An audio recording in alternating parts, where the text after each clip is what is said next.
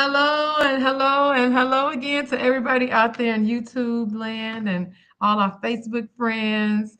We're back again for another Water Cooler Wednesday and excited and super stoked to see you all coming back again to you live like we do every single week, bringing you the best of the best when it comes to real estate and mortgage financing. And Yes. I am here with my very good friend. Hey, girl. Hey, Dion. Hello, everybody. We are so excited. Just like Lisa said, we're here every week, and we're excited to be here with you guys. I don't know why my camera seems like I'm a little off, but yeah, we're Mhm. here. We're here. It's another Water Cooler Wednesday. And today we're going to talk about moving before the school year starts. And we're going to give you a little checklist of what you need to do. A lot of people during this time, they like to take the time. They think, okay, school is letting out, and it gives them at least about 3 months, maybe, in order Yeah, a to little under. little Yeah. under, right, to find them a new house because they're thinking like, okay, we want to move to a new neighborhood, or my kids are getting ready to go into the school, and I want to be in a certain school district. And so then they start to look at homes, right? So let's talk about that. Like, we're going to talk to you about how you can make sure you're in the right school district before the new school year starts. All right. All So, right. right. So let's see. So it's a lot of things to think about. But before we go to that, how about we just do a real quick introduction? Oh, okay. So I'll go first. Mhm. So I'm Lisa, the house money mama. I'm with Nexa Mortgage, where brokers are better. And I'm here to serve all of your lending needs for residential and some commercial financing too. So if you're a real estate investor, I can help you out as well. Yes. And my name is Dion Branch with the Lord Dream Homes, broker by EXP. And my team and I help you find homes that you might be interested in. You might be an investor. You may be looking for your first home, or you might be thinking, okay, it's time to downgrade. So I already have a home. I've been in it for 30 years and ready to actually purchase my new home. So you might not think of yourself as a first time home buyer, but you're in this game all new again and want to figure out what's different from 30 years ago. And we're still here to help you. So, all right. So now here we go. Like, what's the checklist? What do people need to do? And I don't know if this is any different from what we say every week. What's Yep. the first thing you need to do when you're going to buy a new home? What's the In the first? words of Scar from The Lion King, be prepared. Exactly. You got to be prepared. That's right. But you got to start out with a pre-approval. Yes, that's going to be very important. Another P word. Pre-qualified, pre-approved. Yeah, because that way you don't have a lot of questions. What a pre-approval does for everybody, but especially you as the person who's going to be buying the house, it makes everything certain for you because now you know exactly what your numbers are. Yeah, yeah. So, so that's Yeah. all that's in the beginning. That's the first thing that we all start out with. No matter if you're selling your home, getting a new home, and or if you're a first time home buyer, right? So we want to make sure that you have to set your budget. Right, you got to decide. We start out with what's your budget going to be like, Mm-hmm. and so got to get that pre-approval, and Yes, then you do. after that you can start looking seriously, actually looking for a house and trying to identify the what different homes you might be interested in, what neighborhoods you're interested in. um Yeah. right. So And of course, if you are going to have to do a buy sell where you have to sell your house and buy a new house, then that's going to be something to think about as well because now you got to figure out about putting your house on the market when you're going to list it yeah, with yeah. Dion. Yeah.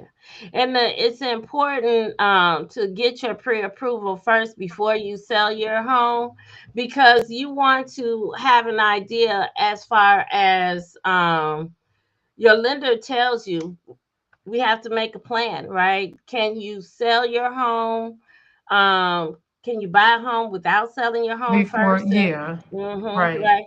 So, or do you have to sell your home first and then go and buy a house? And so, all of that is discussed with your lender in the beginning, just to get an understanding. Then we come together, you and I, and we make a plan, right? So we decide, okay, so now we need to sell your home first.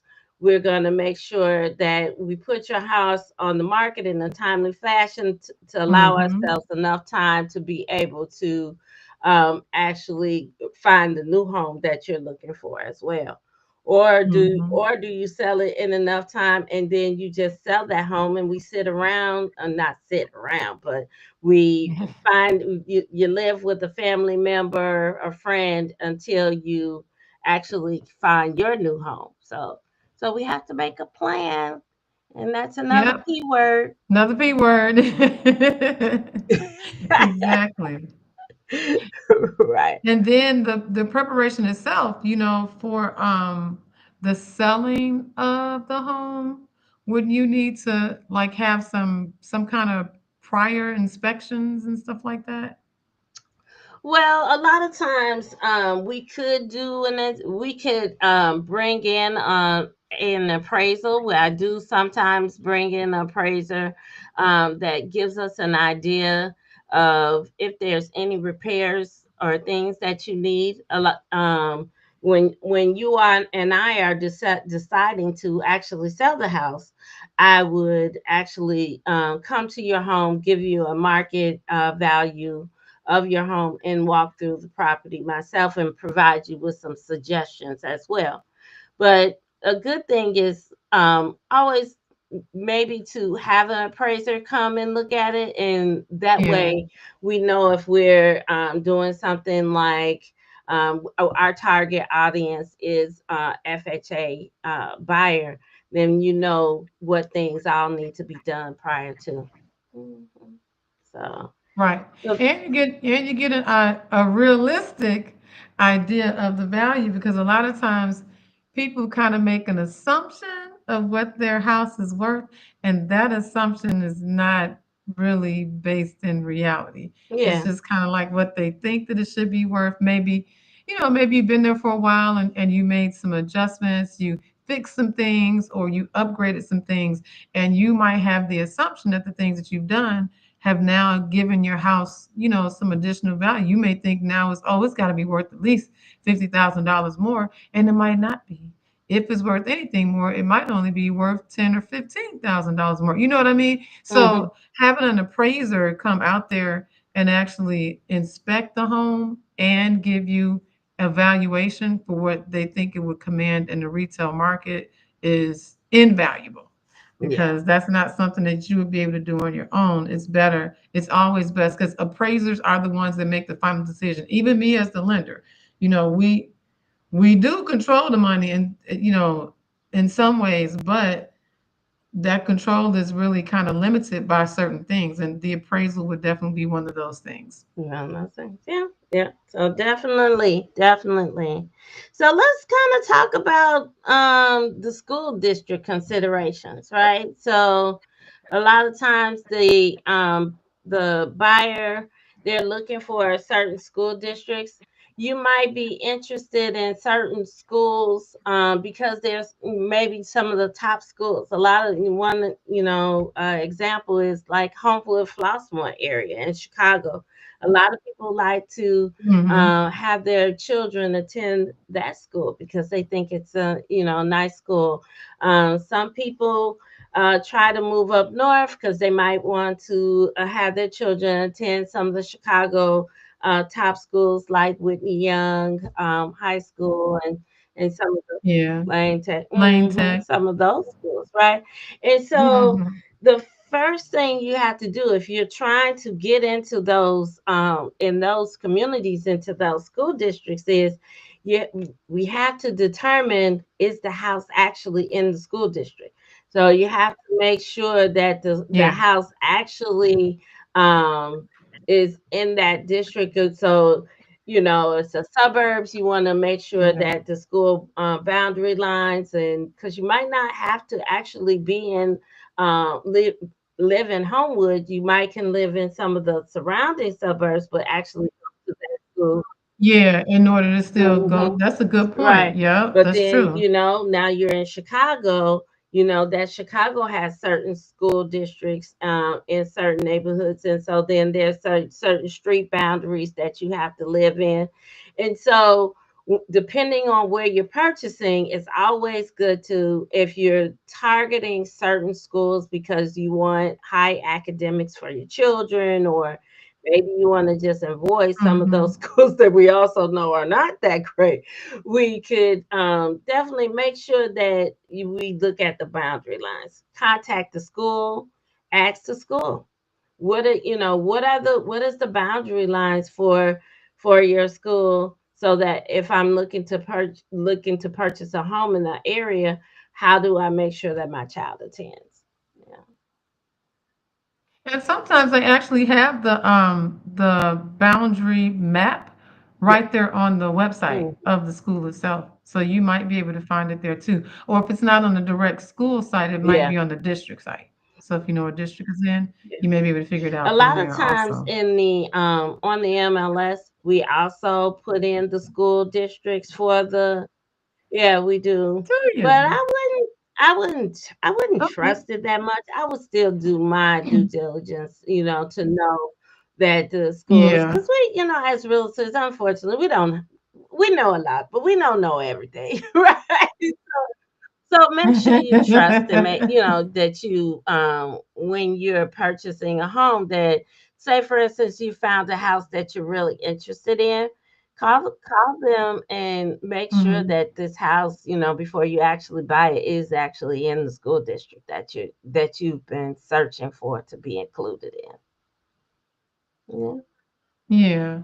And in your search, it probably is a good idea. I know a lot of times we kind of go by word of mouth when it comes to different districts and things like that, or some of the stuff we may hear in the media. But I think we all can agree not everything in the media is 100% accurate. So it's probably a good idea for your research to include some more individualized things, such as great schools or niche, places like that, where it will give you, I guess you could kind of call it somewhat unbiased, but it definitely, I know for sure with great schools, usually those people are actually parents or even some students. I think they allow them to rate the schools as well.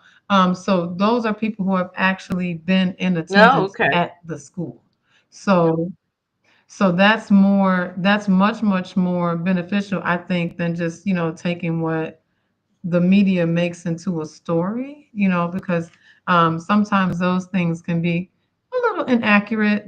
Or maybe they could Mm-hmm. lack context, so I think it's still a good idea to look at, different resources that you can use to research school performance and, culture and things like that, and see what the people that are actually involved in the school, how are they looking at things, and what are their Right. experiences, and how Get are the their children impact being from shaped others, by being at the um, school. just to find out if the school is actually a good school to attend.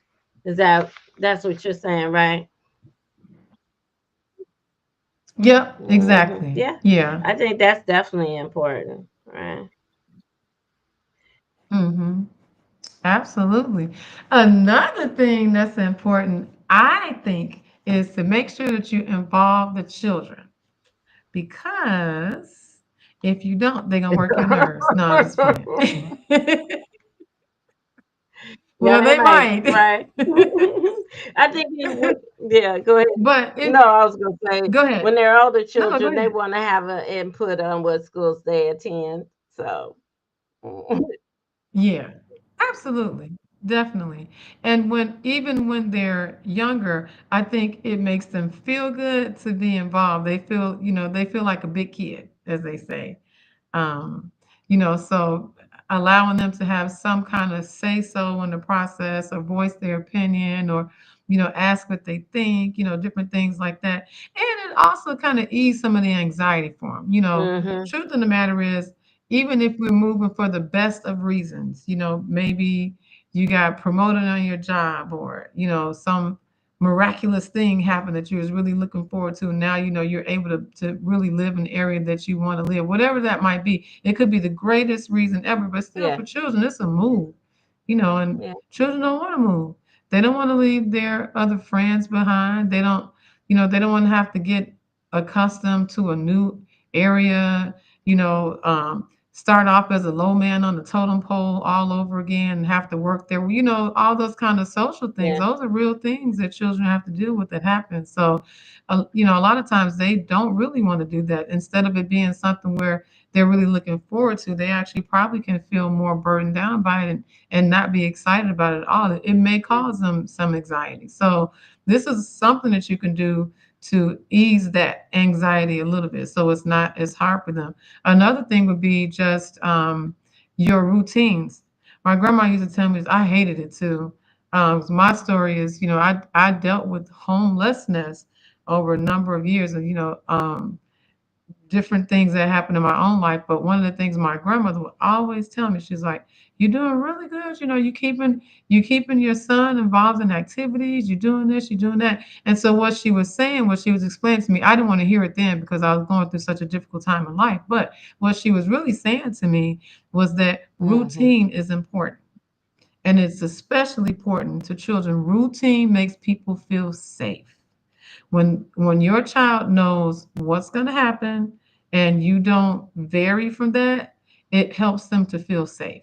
So even though this move might be happening and that doesn't really feel all that good, but just by the fact that they know, maybe every Wednesday and Friday they're going to baseball practice at 3 o'clock, or you know what I mean. You have them involved in the club. They're going swimming every Tuesday evening from 6:30 to 7:15, whatever it might be. Just keep some activities so that things stay on kind of an even keel because that stability will help them yeah. to feel safe and feel, I think a one of little the more at things that you ease. can do as a parent and when you're going into a different community is to participate in some of the activities during in that community. So Mhm. then that gives your children the opportunity to meet with other kids early on. So then right Yeah, before they get that's into good. the go directly into the school year, the first week of first week of school, and they're trying to get to know somebody, they might Right. already have that one little friend that they've kind of became acquainted with over the Yep. summer and stuff. So definitely, while looking for the house, look for summer activities that are in the communities that you want to be a part of. So then you can already start to Yep. Very include good yourself idea. into the community. Absolutely. I fully Yeah, agree with yeah. that. And another thing that they suggest is just like touring the neighborhoods. I think you were kind of mentioning include when and bringing the kids out. Take the kids to the neighborhood, to the community, and let them see the different what's around. And so a lot of times I always Yep. suggest to people that you drive the neighborhood when you're looking at homes. So maybe even before we go to look at a house, you might want to take a drive depending, you want to take a drive during the day, take a drive during the evening, right? At night, So yep. right. So Do yeah, so you both. can definitely see like what's happening in the community during the different times of the day. And so take your kids with you so they can see. Maybe go, go over to the park and if there's a nice, the park's a nice park in the area, then you can have the kids out there and intermingle with some of the other children that are at the park, or even see if there's something at the park again for your kids to do. So it's Absolutely. I think that's a great idea. And you don't want to wait. You don't want to wait too long to do these different things. I know this is already June, but if you're planning on being moved before September, you still mm-hmm. have some time. So you can go ahead and jump into these things. You can actually get some stuff set up for this weekend. It's Wednesday, so you have enough time to look a few things up. Go to the local library in the area. Maybe look at the park districts in the area. Things like that, and see what are they going to have coming up as far as activities or open houses or whatever. Not open houses for homes themselves, but open houses in regards to something that anybody from the public can come to. They may do different events and activities and stuff at the library or through the park district that you can participate in, even though you're not a Right. resident in that Yeah, particular yeah. community yet. Sometimes you'll have to pay a non-residential fee, but you're letting everybody know, hey, I'm planning on being a part of this community, and so you want to make sure that you're experiencing the different things that are available, so you can know. And another thing is, if you're living in the city, you could also have a chat with your alderman, right? The alderman. Yay, hmm very good So in the idea. in the city, there's aldermen, so where you can kind of get to know them and get an understanding of what's happening in the community with the aldermen. But then there's also community meetings in the suburbs as well. So there's a lot of different activities where you, as an adult, can participate to learn more about the community, and then also as your children. So. Uh-huh. So, Okay. one thing, some pitfalls not to do, like avoid some common mistakes. Lisa's already told you one, which is don't wait too long, right? She's already said that one. Don't wait too long. Make sure we're timing it correctly. The other thing is make sure that you're timing it with the start of the school year, right? Find Yep. out when the school year is actually going to start, because sometimes because schools start at different times, right? You want to make Different sure times. that Yeah. you're actually in your house, and you're provided the school all the paperwork and all everything that they need to know that you are your children are Right. actually belong to this school. So make sure that you time it correctly. So mhm. Absolutely. Absolutely. And also, just as far as your waiting, don't wait too long for inventory because, especially the market that we're in right now, some people, Dion, wouldn't you say that they have to make more than one offer in order Yeah.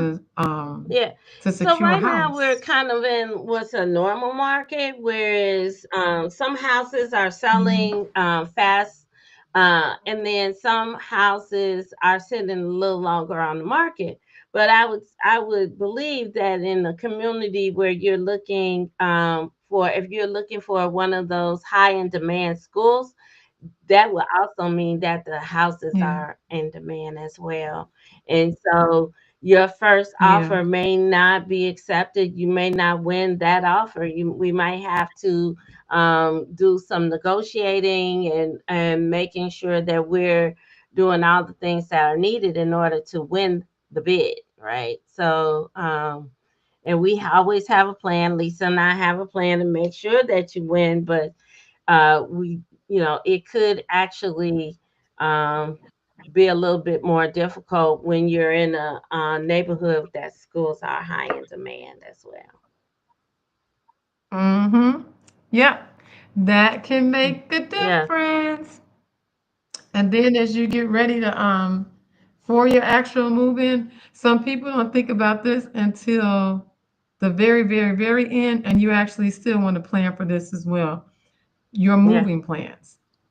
So maybe you secure who you're going to use for your moving a couple of months ahead of time, at least 30 days ahead of time if possible. And then that way, they won't say, oh, we can't do it on that day yeah. because we're going to be doing this. We We moving already these have people. people. You have to find someone else. Oh no! Right. It's hard. Right. It's hard to plan Exactly. the move, but because you're waiting for the lender to tell you that you're clear to close, and they set the closing date and everything else. But at least get on there. You're right. Get on their agenda. Make sure that they're the movers that you want. You might want to try to ask for some referrals, right? Because last thing you want is a Mm-hmm. mover that actually breaks your items. Yeah. Right. No, That's no. no My fun. client this week, she moved twice. She moved from her apartment and before she closed, and so she asked her sons to do it. They're not getting hired for the second move. She's like, no. she's like, she's like, they're fine. Oh my goodness. So these are things that you have to do. But while you're doing all this house hunting and making sure that the kids are ready, don't forget one of the important things. The school always wants you to have your transfer papers for the kids and their little medical shots Yep. and records. You still got to get that done. I remember. Right. Still I gotta do that remember too. those stressful times and trying to get the shots, get into the doctor to get the shots. I always waited to the last minute. I was always late. Like, oh, you can't go to school because you don't have your shots. Oh, Right. okay. Again. So make sure you have. Mine is happening every couple of years. Why Right, you keep right. So waiting? make sure you have everything. So we've gave you a little checklist of things to do, and when you're getting ready to move, and we are so excited to be here to help you on that journey. There's a lot of good schools out here, or just schools that you might want to be into that community. And Lisa and I are here to make that dream come true. So as you're working, Yeah. you first thing is we're gonna start with Lisa on getting that pre-approval, and then once she's got that Yep. for you, then you can come talk to me about helping you find a house. So here's Lisa's information, right? And then here's my contact Yeah. information as well. We're always here every Wednesday, and we are here to help and serve you. Thanks, guys. Be sure to subscribe, like, and share. Bring your friends so All they can hear right. some good stuff too. Bye. See you next week.